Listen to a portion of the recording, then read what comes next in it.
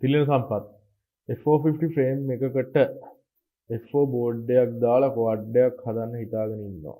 Inav Betaflight වලින් මොකද්ද දාගන්නවා නම් හොඳම XP software. F450 යනවා නම් F4 දානවා නම් ඔයා Inav යන එක තමයි හොඳ. මොකද F450 කියන්නේ රේසින් quad එකක්. ඒක නිකන් සාමාන්‍ය DJI හා සමාන ෆ්‍රේම් එකක් තියෙන්නේ. ඉතින් F450 එකට Inav යනවා නම් තමයි හොඳ. මොකද ඒකේ GPS පැත්ත වැඩි. Betaflight එක ගොඩක් ෆෝකස් කරලා තියෙන්නේ drone එකේ communication පැත්ත fast කරන්න. එතකොට PID loop ඒ ටික හදන්න. කියන්නේ drone එක fast moving වෙනකොට ඒකට හොඳට response කරන්න ඒකත් එක්ක වැඩ කරන්න.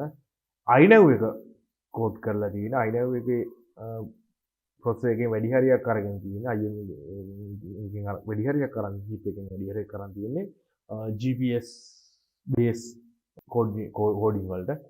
ඉතින් F450 එක වගේ යනවා නම් ඔයාලට Inav support කරන flight control එකක් ගන්න එක තමයි වඩා හොඳ. හැබැයි ඉතින් F4 නිකන් racing quad වලට එන එකකට වඩා ඔයාලට Pixel හරි PX4 හරි ඒ වගේ එකකට යන්න පුළුවන් නම් තවත් වටිනවා. මොකද ඔයාලට DJ NAS එකක් වගේ NAS එක නම් දැන් DJ NAS එක ගන්න එපා බා. ජරාවක්. ඇයි ජරාවක් නේ. මම එකක් ඇදුවා අවුලක් තිබුණේ. හැබැයි නෑ ඒ කියන්නේ මගේ ජරාවක් කියන්නේ මෙහෙමයි. GPS පැත්ත හොඳයි. ඒ වුණාට එයාට කස්ටමයිස් කරගන්න බෑ. අපිට ඕන විදිහට කස්ටමයිස් කරගන්න බෑ. ඒ කියන්නේ ස්විච් අනිත් එක මේ ෆීල් සිස් ගොඩක් වෙලාට හරියට වැඩිනේ. ඒක ස්විච් එකක් අපිට ෆ්ලයිර් විච් සීන් ගොඩක් තියෙනවා. ඒක තමයි ස්විච් එකක් අපිට හරියට අසයින් කරගන්න බෑ. ඊට වඩා ලේසි Pixel එකක් වගේ පාවිච්චි කරනවා නම් Pixel එකක් නැත්නම් PX4 වගේ ෆ්ලයිට් කන්ට්‍රෝල් එකට නෑ. APM එකක් වුණත් ගැටලුවක් නෑ. APM නම් දැන් ඉන්නේ ඔක්කොම ක්ලෝන් ගොඩක් ඒවා. මොනවා වුණා ෆ්ලයිට් කන්ට්‍රෝල් එක පික්චර් නෑ. ෆ්ලයිට් කන්ට්‍රෝලර්ස් ගන්නවා නම් ඔරිජිනල් ඒවා ගන්න තරමට වඩා හොඳයි. ගාණ වැඩි. හැබැයි ඔරිජිනල් ගන්න තරමට හොඳයි. මොකද ෆ්ලයිට් කන්ට්‍රෝල් එක මත තමයි ඩ්‍රෝන් එක ගොඩක් වෙලාවට යන්නේ. හැම එකේම ක්වොලිටි එක ගන්නවා නම් ඇත්තටම හොඳයි.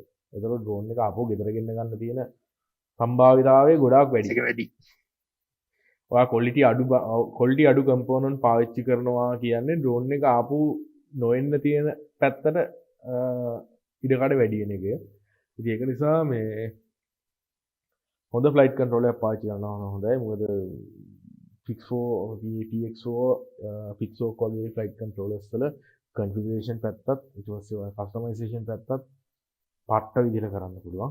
ඔයාලට කෝඩින් පැත්ත පුළුවන් නම් ඔයාලට කැමති ගොඩක් දේවල් කරන්න පුළුවන් කෝඩින් සම්පූර්ණ කෝඩ් එක වෙනස් කරලා. ඒක නිසා ඒ වගේ කරනවා නම් හොඳයි.